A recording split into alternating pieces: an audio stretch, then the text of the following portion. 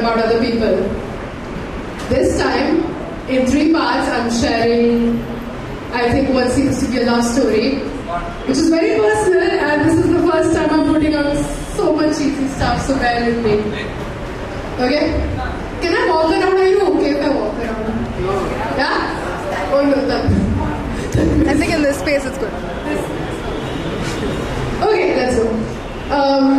Part 1. This was written in early January 2022. No, sorry, late January. I write chaotically about loving you and appreciating you because perhaps for now, that's all I can do. It feels like a teenage crush.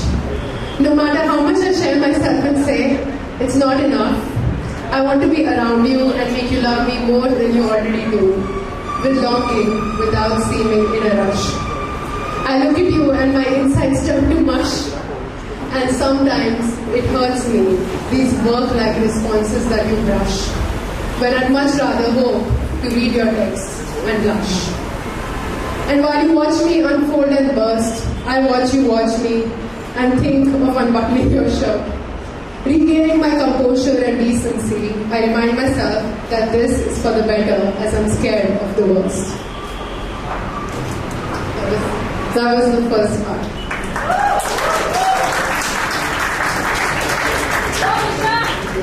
Okay, part 2. This was written, I think, in early February. I was back in town. Yeah, I mean, it's pretty self-explanatory. This utter excitement of seeing you soon, I've never felt it before. Wanting to jump back to exploring further what was familiar, and yet feeling like I'm seeing you for the very, very first time, entirely new. A hint of fear that says there's too many hopes and expectations in case I trip and fall. Yet an expanding freedom to let my intuition take in all. I don't know what it is about your perceptions that makes me want to dive in and explore your affections. Besides our crass intentions, there's much more we hold in our attentions, the smaller details that contribute to this peculiar connection. It is the shared softness that has caused this tension, and I mustn't fail to mention that talking to you feels like time is in suspension. I do wonder if this is a neurochemical high. I fear that it might up and say bye-bye.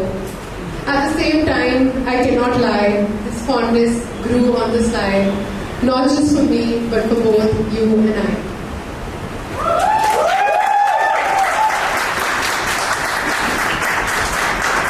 Okay, part 3, this was actually written about 2 weeks ago, I think in April.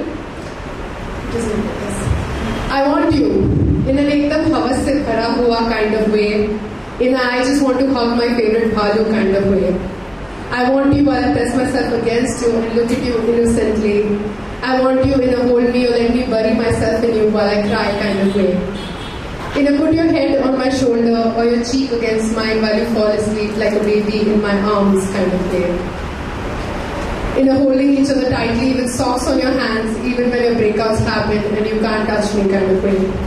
In a I didn't know there's so much to intimacy kind of way.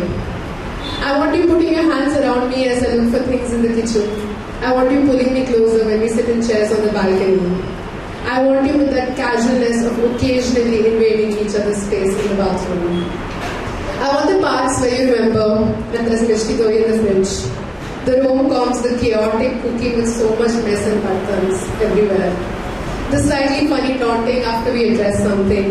All the chaos, the dumbassery and love, I want you. That was...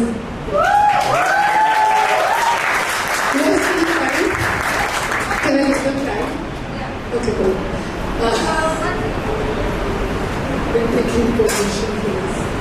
Okay, in an entirely different context, I read about grief. I lost my father when I was about 13. And 7 years later, I still write about it. So this is something I wrote very recently that I like to share. When someone said, what is grief if not love persevering? Or when Ma wrote, I feel the absence of your presence, I thought it was enough. But how more do I articulate that there are days I feel my breath is being gently sucked away? How do I say that the beginning of every new week brings an underlying sense of sadness or fresh set of tears? Because it reminds me how I'm growing up and you're not here. Every new unit, new learnings and growth, every semester close to completion, you're not here. Times filled with friends updating parents and a constant reminder that you're not here to hear. I'll sheepishly say time and time again that I do not feel your absence in this space because you were never part of it in the first place. But isn't this the very fact that pinches me so? I have trouble saying it with grace as I deal with these salt-stained glasses on my face, that as we approach 7 years, I don't feel any closer to closure. All this growth and exposure is always accompanied by this desire for you to know. Thank you.